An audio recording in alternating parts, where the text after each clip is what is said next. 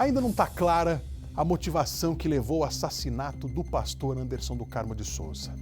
A gente vai conversar daqui a pouco com o nosso repórter e apresentador lá da Record Rio, o Hernani Alves.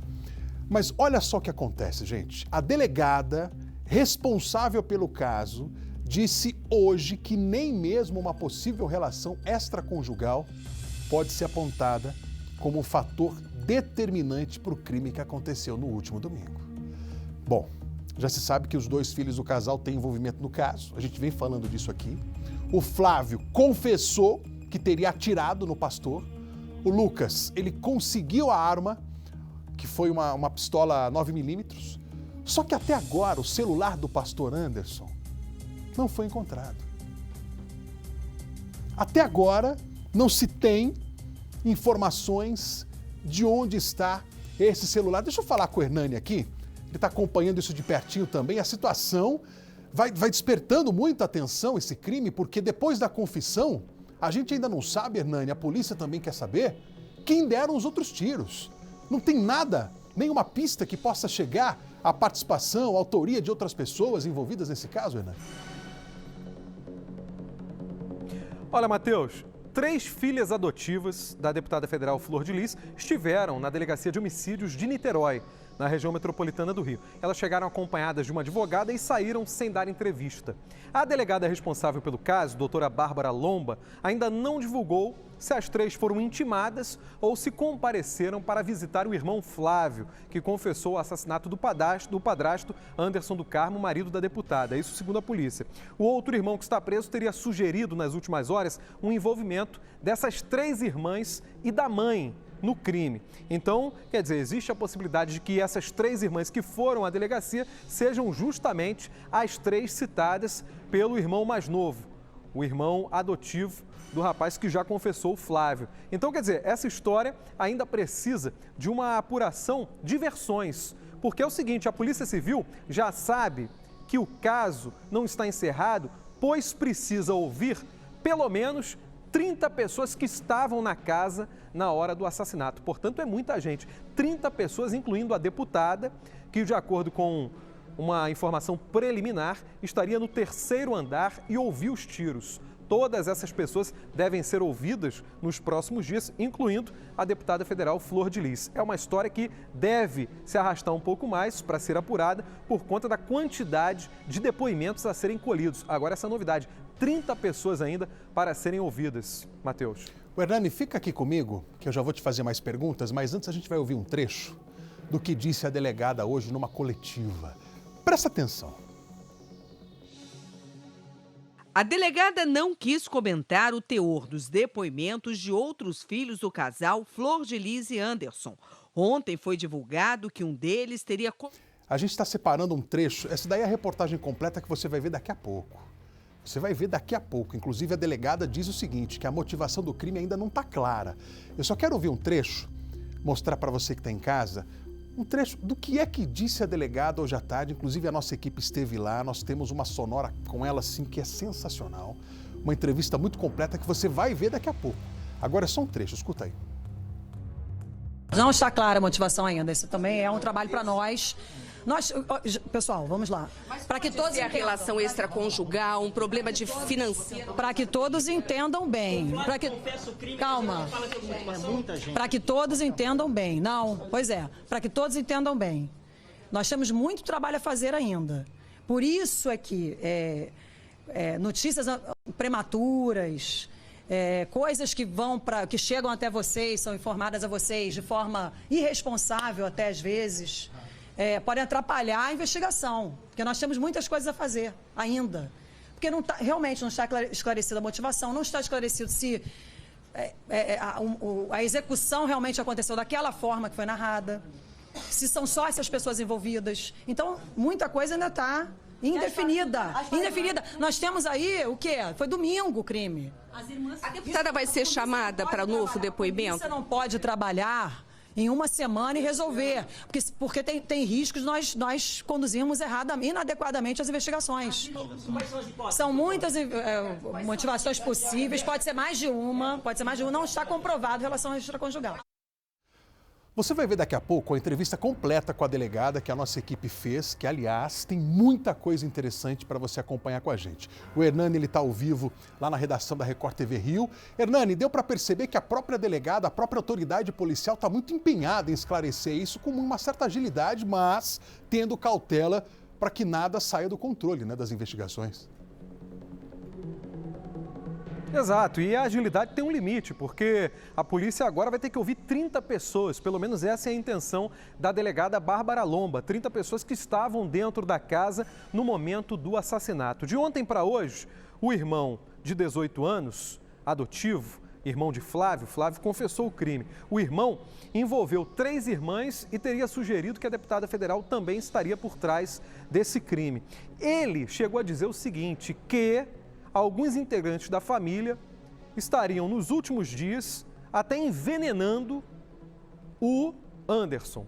Portanto, isso vai ter que ser checado também. A gente não tem a informação, e a gente está tentando isso junto à polícia, sobre o laudo do Instituto Médico Legal, se foi feito um exame nesse sentido, para detectar no sangue ou no corpo do Anderson algum tipo de medicamento, algum tipo de veneno, algo que possa ter contribuído para uma piora do estado de saúde dele. Mas algumas pessoas relataram à polícia, pelo que parece de maneira informal no primeiro momento, que ele recentemente vinha assim apresentando problemas de saúde. Então essa especulação de que ele possa ter sido envenenado de maneira gradativa nos últimos dias, ela ganha uma força. Se o Instituto Médico Legal não tiver feito um laudo nesse sentido, é provável até que o corpo tenha que ser exumado para que isso seja verificado, né? Se é que há condições a essa altura de detectar essa outra questão que surge em meio às investigações. Matheus. Impressionante, hein, Percival? Porque isso que o Hernani acaba de dizer leva a delegada Bárbara Lomba a ter essa informação por meio de alguém muito próximo à família, que o Anderson, o pastor, estava tomando o remédio sem saber. Isso era colocado disfarçadamente na comida dele. Isso, então, pode ser verificado por um exame toxicológico, mas aí, como o Hernani disse, pode ser até que o corpo tenha que ser exumado.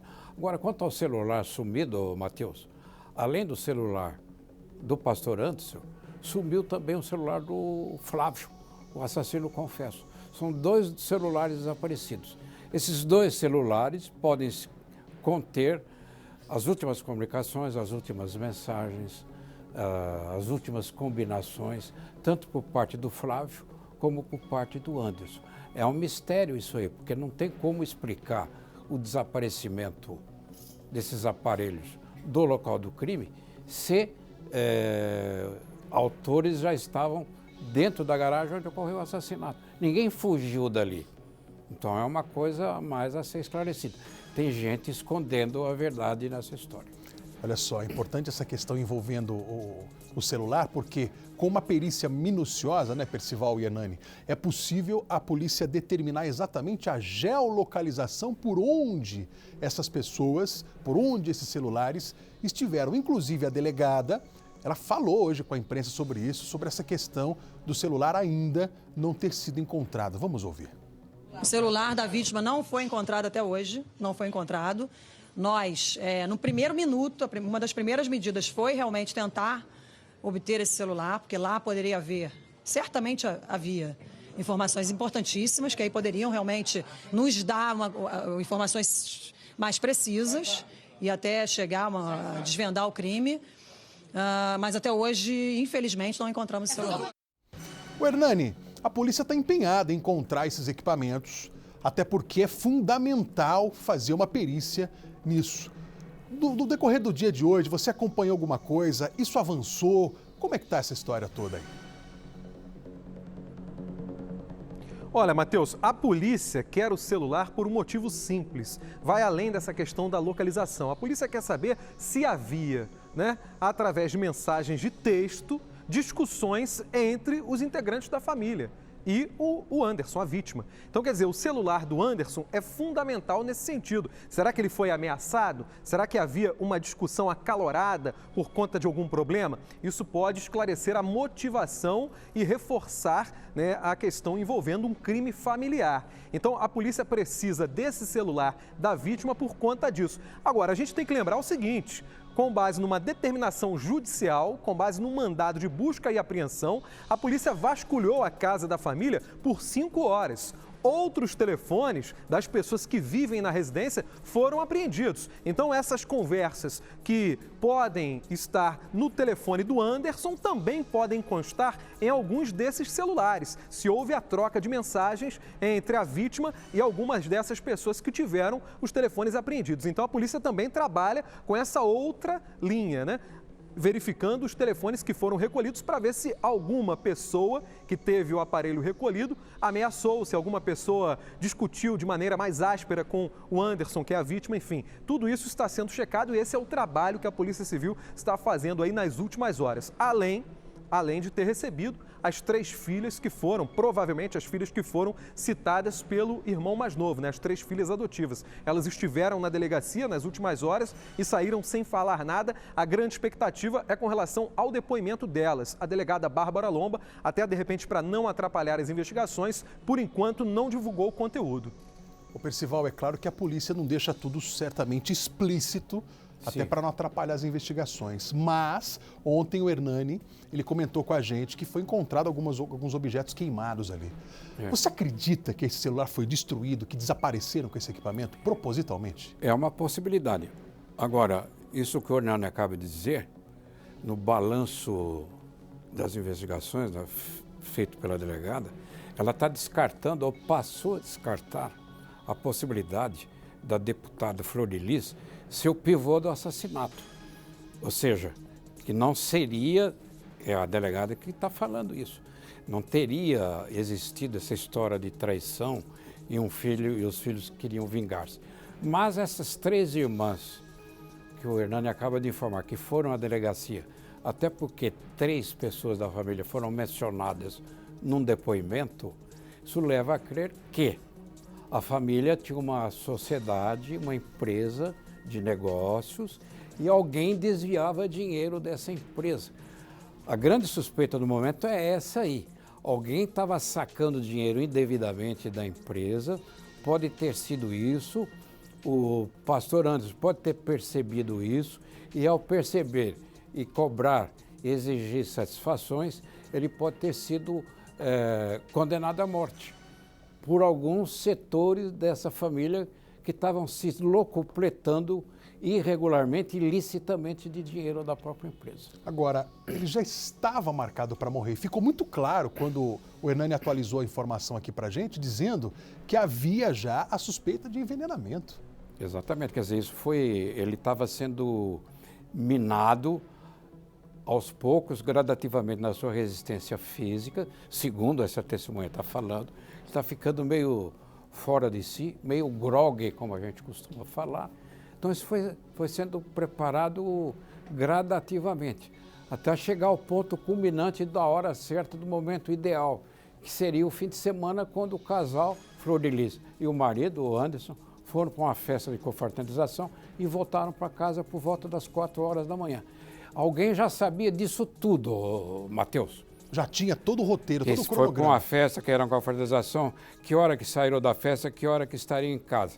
Tanto que, quando o casal chega em casa, o assassino ou assassinos já estavam dentro da garagem esperando para fuzilar o Anderson. A delegada, inclusive, falou que os 2 irmãos presos teriam envolvimento direto.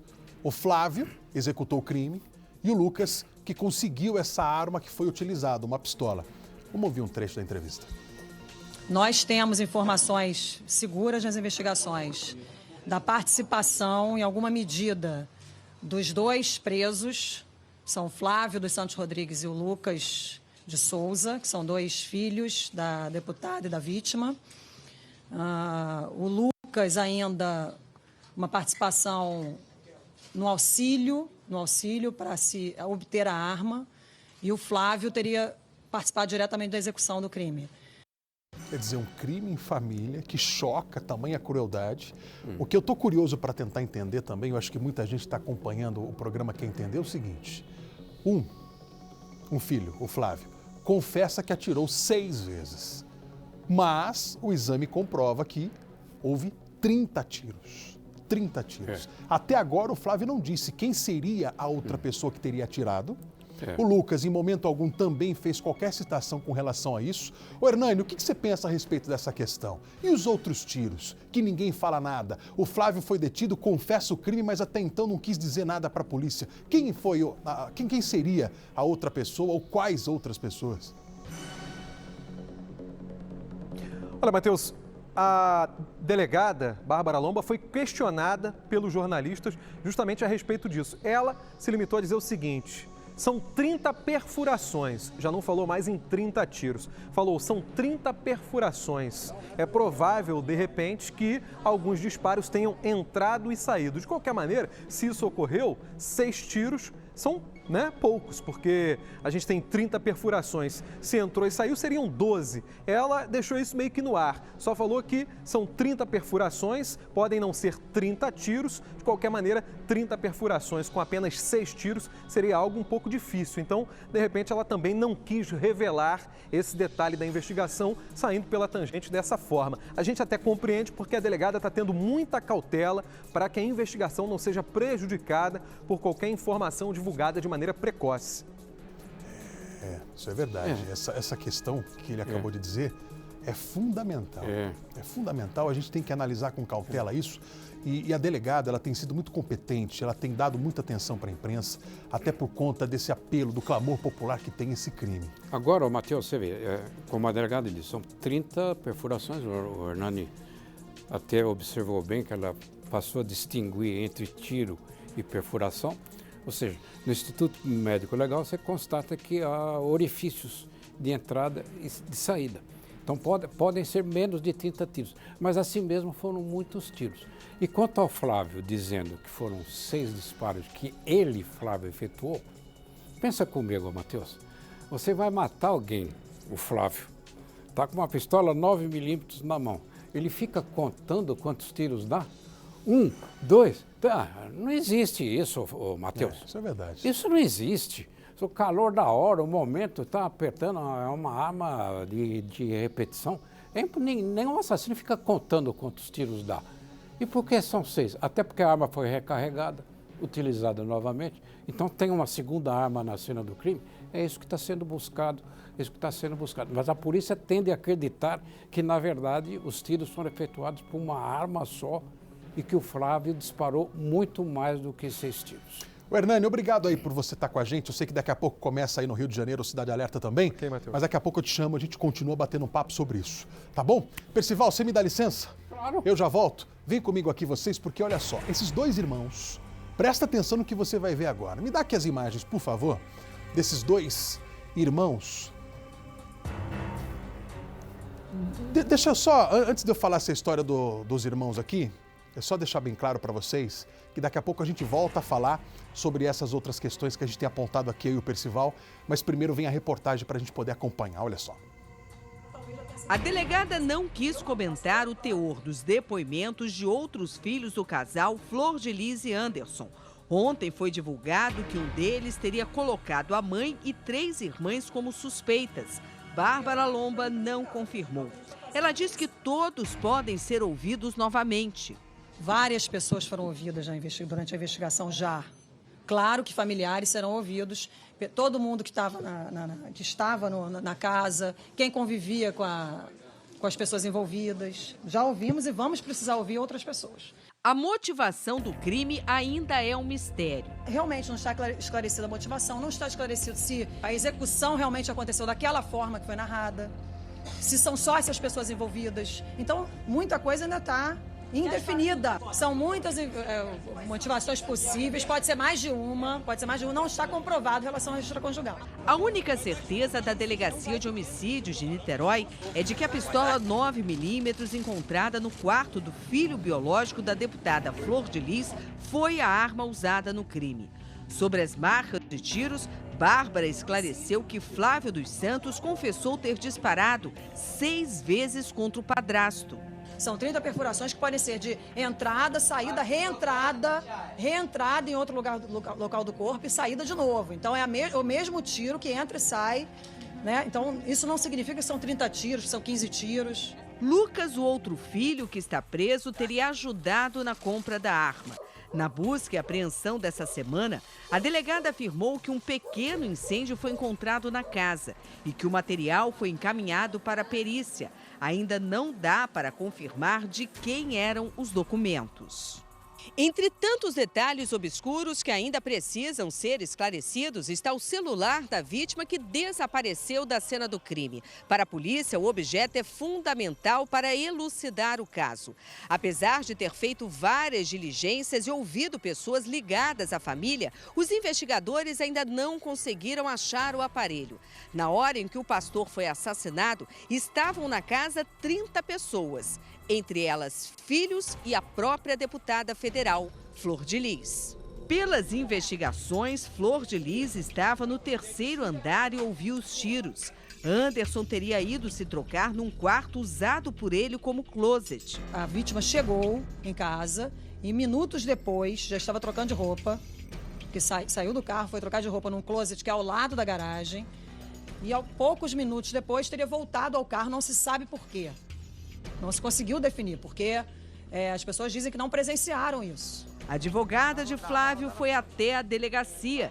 Disse que ainda não viu o inquérito e que, para ela, Flávio não confessou ter assassinado o padrasto. Seria prematuro demais prestar qualquer esclarecimento agora, no momento. Mas ele conversou com você sobre a confissão dele? Não, sobre não. ter encontrado a arma? Não. Ele não falou nada sobre os fatos em si.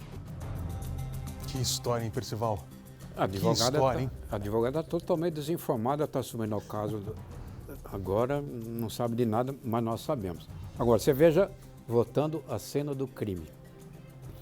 Se a polícia tem cerca de 30 pessoas para serem ouvidas, que estavam dentro da casa, isso quer dizer que, na hora do assassinato, o assassino lá dentro da garagem não deu a menor importância para o fato de ter esse grande número de pessoas dentro da casa.